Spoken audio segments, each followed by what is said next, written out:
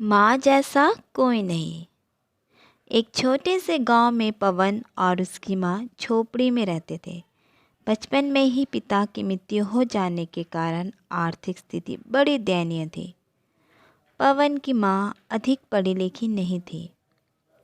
वह घर घर जाकर बर्तन मांजकर और सिलाई बुनाई का काम करके किसी तरह अपने बच्चे को पढ़ा लिखा रही थी। पवन शांत स्वभाव का था।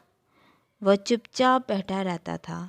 एक दिन जब वह स्कूल से लौटा तो उसके हाथ में एक लिफाफा था। उसने माँ को लिफाफा पकड़ाते हुए कहा, माँ, मास्टर जी ने तुम्हारे लिए ये चिट्ठी भेजी है।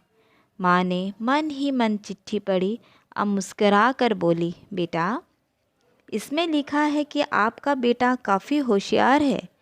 इस स्कूल के बाकी बच्चों की तुलना में इसका दिमाग बहुत तेज़ है और हमारे पास इसे पढ़ाने लायक शिक्षक नहीं है। इसीलिए कल से आप इसे किसी और स्कूल में भेजें।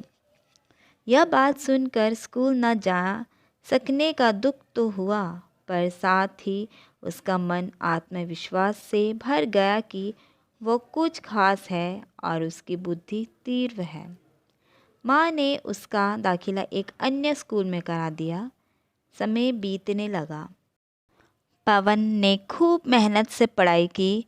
आगे चलकर उसने सिविल सर्विस परीक्षा भी पास की और आईएएस ऑफिसर बन गया।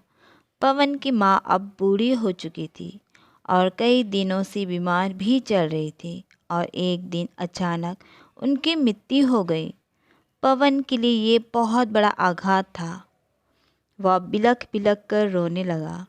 उसे समझ नहीं आ रहा था कि अब उसकी माँ के बिना वो कैसे जिएगा।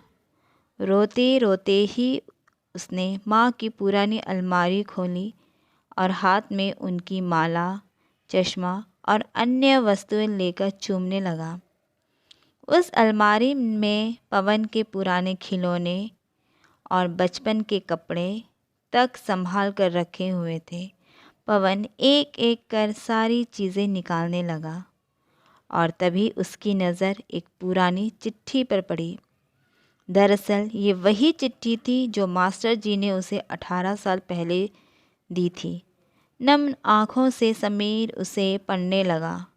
आदरणीय अभिभावक, आपको बताते हुए हमें अफसोस हो रहा है कि आपका बेटा पवन पढ़ाई में बेहद कमज़ोर है और खेलकूद में भी भाग नहीं लेता है।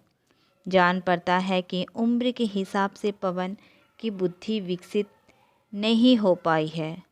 अंततः हम इसे अपने विद्यालय में पढ़ाने में असमर्थ हैं। आपसे निवेदन है कि पवन का दाखिला किसी मंदबुद्धि विद्यालय में कराएं अथवा खुद घर पर रख कर इसे पढ़ाएं। पवन जानता था कि भले अब उसकी माँ इस दुनिया में नहीं रही, पर वो जहाँ भी रहे उनकी ममता, उनका आशीर्वाद सदा उस पर बना रहेगा। माँ से बढ़कर त्याग और तपस्या की मूरत भला और कौन हो सकती है। हम पढ़ लिख ले, बड़े होकर कुछ बन जाए, इसके लिए वो चुपचाप ना जाने कितनी कुर्बानियाँ देती है। अपनी ज़रूरतें मार कर हमारे शौक़ पूरा करती है। यहाँ तक कि संतान बुरा व्यवहार करे तो भी माँ उसका भला ही सोचती है। सचमुच माँ जैसा कोई नहीं हो सकता। धन्यवाद।